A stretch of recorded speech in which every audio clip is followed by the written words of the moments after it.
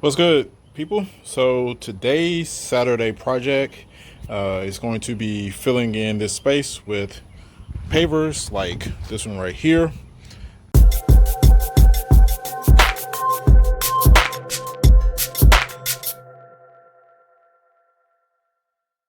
If you watched the previous video that I did where I removed the bush, there was a bush roughly in that spot right there.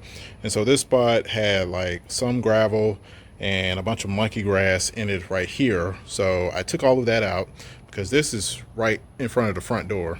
So I took all of that out and now I'm going to fill it in with pavers. I know what you're thinking, well, why didn't you just fill it in with concrete? I don't know. The house is right here, and I didn't want to have to do that. And then plus, there's like tree roots and all the other stuff.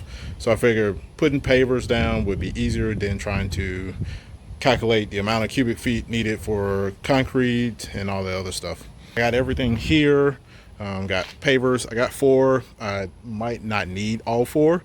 I have 4 of them. I have paver sand, as you see here, and Paver Base. Have this pickaxe for trying to work around the roots and other stuff. Then also have a tamper, which will be to compact the pavers sand as well as the Paver Base. So I'm going to go ahead and get started. All right, I forgot to record of what I did before I put the sand in. That's the sand, but actually I dug out the dirt, decent amount of it, to get it about 6 inches below this concrete sidewalk that's already here.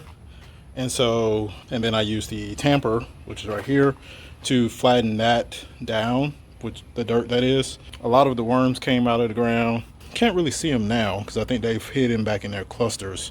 But a lot of worms came out, especially as I was tamping this down. But they seem to have found another way back in to where they were wanting to be. So now I'm gonna smooth this out and tamp it down, and then the next layer will be the gravel over here. All right, now I have tamped all the sand down.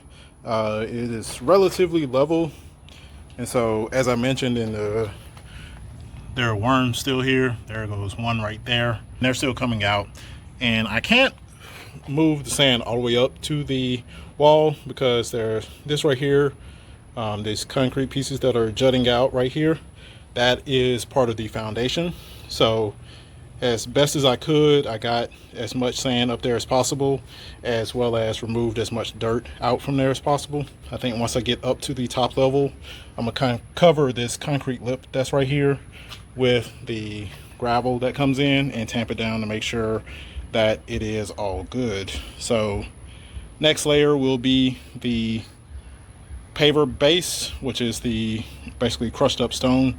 Put a layer of that there, and then we have the actual pavers, and then more Paver Base will go around the pavers to fill in the space, because the space is like 13 to 14 inches, but this paver is a 12 by 12, and the next size up was a 16 by 16. So had to pick one or the other, so I went ahead with the 12, and that way I don't have to cut anything to fit it in this space.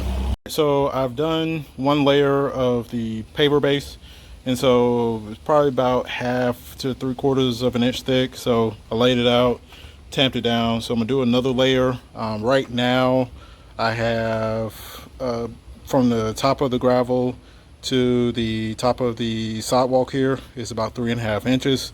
The pavers that I have are 1.5 inches, so I still need to do at least 2 inches of paver base here, and then I can start laying the pavers on top of that. I'm gonna put some more paver base here. I have a couple more bags so I can get up to that 2-inch height, or very close to that 2-inch height, and then start laying the pavers. And I just realized something, that this material comes from not too far from where I am, Muscle Shoals, Alabama, probably about 3 to 4 hours away. The next level of paver base is in, so now I'm gonna make the final adjustments. Just put in a little bit of time and tamp it down, and then start dropping the pavers in, because it's not going to fill the gap exactly, since I believe the distance here is like maybe 13 or so, and then down there maybe like 13.5, almost 14. So go ahead and drop these pavers in. I have 2 of the pavers already in place. It looks like I'm only going to be able to get in a 3rd. I might try to fit in that 4th one, but if I fit in that 4th one, I don't think it is going to align. And so you're probably asking, well, why didn't I move this one all the way up? And the reason being is because that piece right there is actually the foundation wall. Now, one of 2 options could take place, one of which is trying to chip that out. I may try to do that. The other option would be to cut the brick, but I don't have the tools to cut the brick.